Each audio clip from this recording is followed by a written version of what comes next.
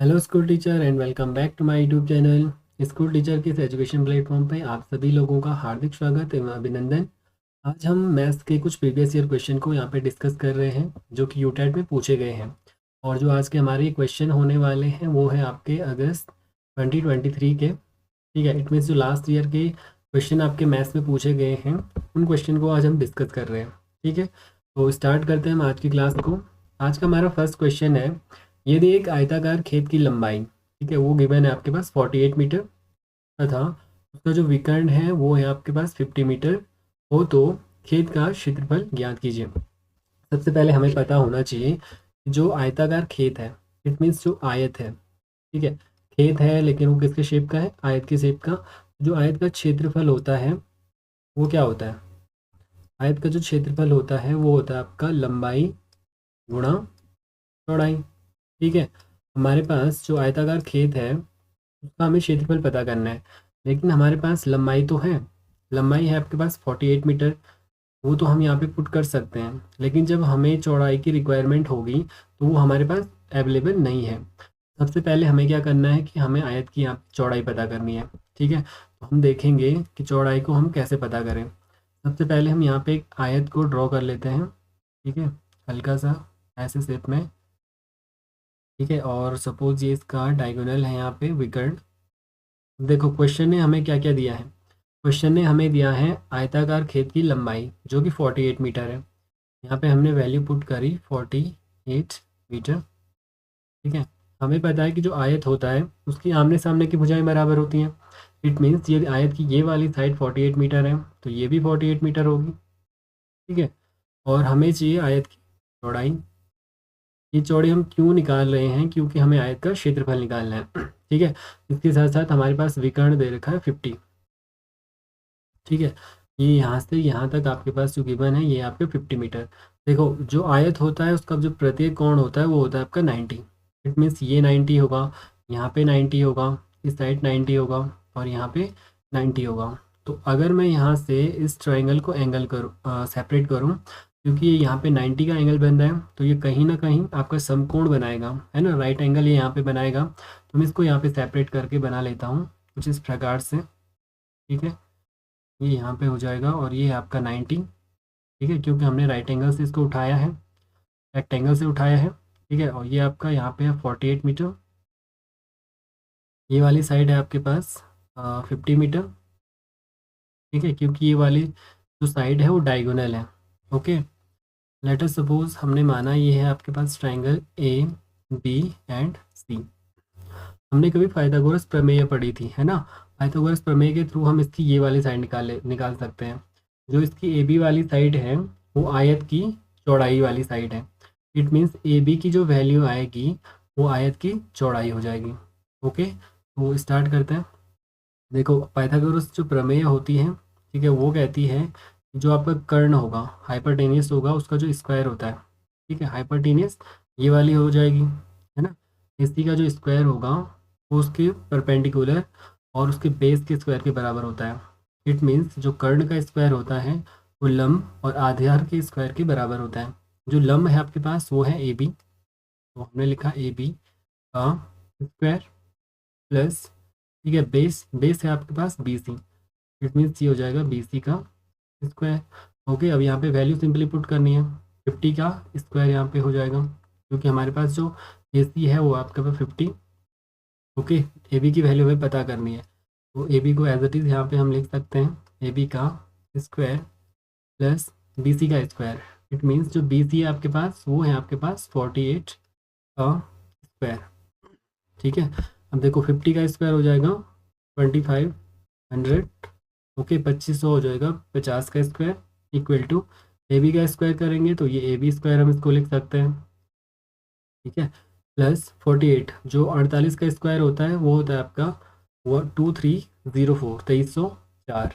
अब यहाँ से यदि हम वैल्यू पता करें ए बी स्क्वायर की, तो ए बी स्क्वायर की जो वैल्यू होगी ए बी स्क्वायर, ठीक है, ए बी स्क्वायर की यदि हम वैल्यू फाइंड आउट करें तो जो ये 2500 है ये तो पॉजिटिव रहेगा, लेकिन ये वाली वैल्यू इस साइड जा कर के नेगेटिव हो जाएगी 2304। ठीक है, 2304 हो जाएगा। इट मीन्स जो ए बी यहाँ पे निकलेगा, ए बी का स्क्वायर यहाँ पे निकलेगा, वो हो जाएगा आपका, जब इसमें से ये माइनस करेंगे तो ये आ रहा आपका लगभग 196। ठीक है, ए बी की यदि हम बात करें, अब हमें देखना है कि जो ये 196 है वो किसका स्क्वायर है। 196 आपका 14 का स्क्वायर होता है, तो ये हो जाएगा 14 सेंटीमीटर। इट मीन्स जो आयत आपके पास गिवन है उसका जो चौड़ाई वाली साइड है, ये चौड़ाई जो है वो हो जाएगी आपकी 14 मीटर। ठीक है, अब सिंपली हम इस आयत का क्षेत्रफल निकाल सकते हैं, क्योंकि लंबाई हमारे पास पहले से गिवन है 48, तो हम यहाँ पे वैल्यू पुट करेंगे 48 इंटू जो इसकी विड्थ है, चौड़ाई है वो है आपकी 14।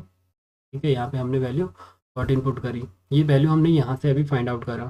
ठीक है, अब इन दो का हमें मल्टीप्लाई करना है। ठीक है, 14 की टेबल 8 तक आपको बोलनी है। ठीक है, तो ये आ जाएगा आपका, लेट अस सपोज यहाँ पे ये हम इसको मल्टीप्लाई करें 48 इंटू 14। ठीक है, 4 8 32, 4 4 जा 16, 19, 1 8 जा 8 एंड 1 4 जा 4। ठीक है, तो ये आंसर आएगा आपका 276। तो 672 जो है इस क्वेश्चन का यहाँ पे राइट आंसर हो जाएगा। इट मीन्स जो आपके पास आयत गिवन है उसका जो क्षेत्रफल हो जाएगा वो जाएगा आपका 672 मीटर स्क्वायर। ओके, अब चलते हैं नेक्स्ट क्वेश्चन पे। अब वो कहता है आपका एक आयत का परिमाप 100 सेंटीमीटर तथा लंबाई 35 सेंटीमीटर है, इसका क्षेत्रफल क्या होगा। ठीक है, देखो हमें पता है जो आयत है उसका जो एरिया होता है, ठीक है, ए इक्वल टू होता है आपका L into B, length into width हो जाएगा। ठीक है, लंबाई गुणा चौड़ाई होता है। हमारे पास लंबाई तो गिवन है, ठीक है, लेकिन यदि हमें एरिया पता करना है तो उसके लिए हमें चौड़ाई चाहिए। ठीक है, तो सबसे पहले हम यहाँ पे चौड़ाई को पता करेंगे। देखो हमारे पास गिवन है कि आयत का जो परिमाप है, ठीक है, जो पेरीमीटर है आयत का, वो होता है आपका पी इक्वल टू, ठीक है, 2 इंटू एल प्लस बी। ठीक है, 2 गुणा लंबाई धन चौड़ाई। ठीक है, और जो पेरीमीटर है आपके पास, परिमाप है वो दे रखा है 100, तो मैंने यहाँ पे 100 पुट करा। ठीक है, equal to 2 into L, L कितना है आपका, लंबाई जो है वो आपके पास 35 है, तो एल की जगह पे मैंने यहाँ पे रखा 35 प्लस बी। ठीक है, या मैं क्या कर रहा हूँ कि जो ये आपका आर एच एस में उसको एल एच एस लिख रहा हूँ, और जो एल एच एस में है उसको आर एच एस साइड पे लिख रहा हूँ। ठीक है, या मैं इसको लिख सकता हूँ 2 into 35 plus B equal to 100। Okay, next आपका जो 35 प्लस बी जो होगा उसको तो हम लिख सकते हैं 100/2, क्योंकि जो ये 2 है इसका इसके साथ मल्टीप्लाई हो रहा है, जब मल्टीप्लाई होता है तो हम इसको यहाँ पे नीचे ले जा सकते हैं। 2 से आपको 100 को डिवाइड करना है, 2 से 100 को डिवाइड करेंगे तो ये आ जाएगा आपका 2 5 10 एंड 0। इट मीन्स ये आ रहा है आपका 35 plus B equal to 50। Okay, या यदि हम बात करें बी की, तो बी हो जाएगा आपका 50 माइनस 35। जब आप 50 में से 35 माइनस करोगे तो ये आ जाएगा 15। ठीक है, और ये हो जाएगा 15 मीटर, या हमारे पास सेंटीमीटर में है तो ये हो जाएगा 15 सेंटीमीटर। इट मीन्स जो आयत की आपके पास चौड़ाई आई वो आई आपके पास 15 सेंटीमीटर। ओके, अब हम इसका एरिया यहाँ पे पता कर सकते हैं। ठीक है, एरिया जो ए इक्वल टू हो जाएगा आपका एल इंटू बी। एल कितना है, तो एल है आपके पास 35, हमने एल की जगह पे 35 पुट करा, इंटू बी, बी है आपका 15। ठीक है, बी की जगह पे हमने 50 पुट करा। यदि हम एरिया की बात करें तो ए इक्वल टू 15 का मल्टीप्लाई आपको 35 से करना है, तो ये 15 का मल्टीप्लाई पहले 5 से होगा तो ये आएगा 5, और 15 का मल्टीप्लाई 3 से होगा तो ये आएगा आपका 525। ठीक है, सेंटीमीटर में है तो एरिया हो जाएगा सेंटीमीटर स्क्वायर। ओके, तो ये हो जाएगा आपका राइट आंसर। अब चलते हैं नेक्स्ट क्वेश्चन पे। जो नेक्स्ट क्वेश्चन है आपका वो कहता है यदि एक समबाहु त्रिभुज की प्रत्येक भुजा 4 सेंटीमीटर हो तो उसका क्षेत्रफल क्या होगा। ठीक है, इसके लिए हमें सिंपली समबाहु त्रिभुज का आपको क्षेत्रफल पता होना चाहिए। यदि आपको समबाहु त्रिभुज का क्षेत्रफल पता है तो आप आसानी से इस क्वेश्चन को कर सकते हो। देखो जो समबाहु त्रिभुज का क्षेत्रफल होता है, ठीक है, समबाहु त्रिभुज का जो एरिया होता है, सिंपली मैं यहाँ पे शॉर्ट में लिख लेता हूँ, ये होता है आपका a² √3/4। ठीक है, जो यहाँ पे ए होता है वो होता है आपकी भुजा। ठीक है, इट मीन्स आपके पास क्वेश्चन में भुजा दे रखी होगी, भुजा को आपको यहाँ पे सिंपली पुट करना है और उसके बाद आप इसका एरिया पता कर सकते हो। ठीक है, तो ए इक्वल टू हमारे पास जो भुजा है, ठीक है, जो ए हमारे पास है वो है आपकी 4 सेंटीमीटर। ठीक है, तो यहाँ पे ए स्क्वायर की जगह हमने रखा 4 का स्क्वायर √3/4। ठीक है, जो 4 का स्क्वायर होता है वो हो जाएगा आपका 16 √3/4। ठीक है, अब इस 4 से 16 को काटोगे तो 4 4 जो हो जाएगा आपका 16। तो ए इक्वल टू आएगा आपका 4। ठीक है, ए इक्वल टू 4√3। ठीक है, सेंटीमीटर में इसकी साइड थी तो वो हो जाएगी सेंटीमीटर स्क्वायर। ओके, अब चलते हैं नेक्स्ट क्वेश्चन पे। नेक्स्ट क्वेश्चन कहता है यदि दो वृत्तों की त्रिज्याओं में 2:5 का अनुपात हो तो उनकी परिधियों का अनुपात होगा। लेट अस सपोज हमने माना हमारे पास R1 इक्वल टू है 2, ओके, और R2 है आपके पास 5। ठीक है, अब हमें क्या करना है कि इनकी जो परिधियां हैं, जो इनकी सर्कमफेरेंस है, उसका हमें रेशियो पता करना है। यदि हम R1 के परिधि की बात करें तो ये हो जाएगी 2πr1। ठीक है, क्योंकि जो वृत्त की परिधि होती है वो होती है आपकी 2πr, और यहाँ पे क्योंकि रेडियस R1 है तो हमने R1 रखा, और रेशियो की हम बात करते हैं। ठीक है, R2 आपके पास 5 है, इट मीन्स जो दूसरा वृत्त है आपके पास उसकी जो परिधि होगी वो हो जाएगी आपके पास 2πr2। ठीक है, फर्स्ट वाले की रेडियस R1, सेकेंड वाले की R2। सिंपली ये वैल्यू हमें यहाँ पे पुट करनी है, तो 2π × R1 इट मीन्स 2। ठीक है, रेशियो का साइन आ जाएगा 2π × R2, तो R2 कितना है वो है आपका 5। देखो सिंपली ये दोनों मल्टीप्लाई पे हैं तो आप इसको काट सकते हो।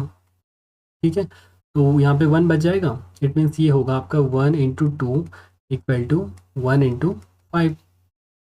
इट मीन्स यहाँ पे रेशियो का साइन होगा, ये डबल डॉट हो जाएंगे, तो 1 का मल्टीप्लाई 2 से होगा तो ये हो जाएगा 2.5। तो इट मीन्स जो वृत्त की त्रिज्याएं आपके पास दे रखी थी उनका जो रेशियो था वो था आपका 2:5। तो यदि हम उनकी परिधियों का अनुपात यहाँ पे फाइंड आउट कर रहे हैं तो वो भी कितना आ रहा है 2:5। तो इसका जो राइट आंसर हो जाएगा वो हो जाएगा आपका 2:5। अब चलते हैं नेक्स्ट क्वेश्चन पे। नेक्स्ट क्वेश्चन कहता है दो क्रमागत सम संख्याओं का योगफल 86 हो तो छोटी संख्या होगी। इट मीन्स क्रमागत सम संख्याओं की बात कर रहा है। हमें पता है जो भी संख्या आपकी 2 से डिवाइड होती है ना, कोई भी संख्या है यदि वो 2 से कम्प्लीटली डिवाइड हो जाती है तो वो आपकी इवन नंबर होती है, सम संख्या होती है। तो यहाँ पे ये कह रहा है कि दो क्रमागत सम संख्याओं का योगफल। लेट अस सपोज मैंने माना कि जो पहली आपकी क्रमागत सम संख्या है, ठीक है, पहली क्रमागत सम संख्या, पहली क्रमागत सम संख्या लेट अस सपोज ये है आपकी x। ठीक है, यदि हम इसकी बात करें दूसरी, क्योंकि दो क्रमागत सम संख्याओं की ये बात कर रहा है, हमने लिखा दो क्रमागत सम संख्या, या हम कह सकते हैं दूसरी। ठीक है, यहाँ पे हम दूसरी लिख सकते हैं, दूसरी क्रमागत, ठीक है, दूसरी क्रमागत सम संख्या। तो दूसरी आप कैसे निकालोगे, किसी भी संख्या में यदि आप 2 जोड़ देते हो ना तो वहाँ पे आपको दूसरी सम संख्या मिलेगी। यहाँ पे यदि x है तो x में आप 2 ऐड करो, ठीक है, तो आपको यहाँ पे एक और सम संख्या मिल जाएगी। ठीक है, तो फर्स्ट जो क्रमागत सम संख्या वो x है, तो जो दूसरी क्रमागत संख्या हो जाएगी वो हो जाएगी आपकी x+2। आगे क्वेश्चन क्या कहता है कि दो क्रमागत सम संख्याओं का योगफल 86 है। हमें पता है पहली जो क्रमागत संख्या है वो कितनी है x है, प्लस दूसरी क्रमागत संख्या x+2। ठीक है, तो जो दो क्रमागत सम संख्याएं जो हमारे पास ये दोनों हैं इनका जो सम है वो है आपका 86। ठीक है, तो हमें क्या करना है, छोटी संख्या प्राप्त करनी है। छोटी संख्या कौन सी होगी, हमें पता है कि जो दो क्रमागत सम संख्याएं हमारे पास हैं उनमें से जो छोटी वाली संख्या है वो है आपकी x। तो कहीं ना कहीं हमें ये x की वैल्यू को फाइंड करना है। ठीक है, जो आपकी x की वैल्यू हो जाएगी वही आपके क्वेश्चन का राइट आंसर हो जाएगा और वही आपकी छोटी संख्या हो जाएगी। तो सिंपली आप इस इक्वेशन को सॉल्व करो। हमें पता है x में x ऐड हो जाएगा, सेम वेरिएबल्स हैं, तो x+x 2x इक्वल टू, देखो ये 2 है कांस्टेंट तो इसको हम राइट साइड ले जा रहे हैं, इट मीन्स 86 अपनी ही जगह पे है, ये प्लस में था, दूसरी साइड आएगा तो ये हो जाएगा -2। Okay, again 2x equal to 86 में से 2 माइनस करना है, तो ये हो जाएगा आपका 84। फिर से x की वैल्यू यदि हम फाइंड आउट करें तो x इक्वल हो जाएगा 84/2, क्योंकि जब भी मल्टीप्लाई में होगा कोई नंबर, कोई वेरिएबल्स, तो उसको हम दूसरी साइड डिनोमिनेटर में ले जा सकते हैं। ठीक है, अब 2 से 84 को यदि हम डिवाइड कर रहे हैं तो ये हो जाएगा आपका 2 4 ज़ा 8 एंड 2 2 ज़ा 4। इट मीन्स जो आपकी छोटी संख्या हो जाएगी वो हो जाएगी आपकी 42, और यही आपके क्वेश्चन का राइट आंसर हो जाएगा। ठीक है।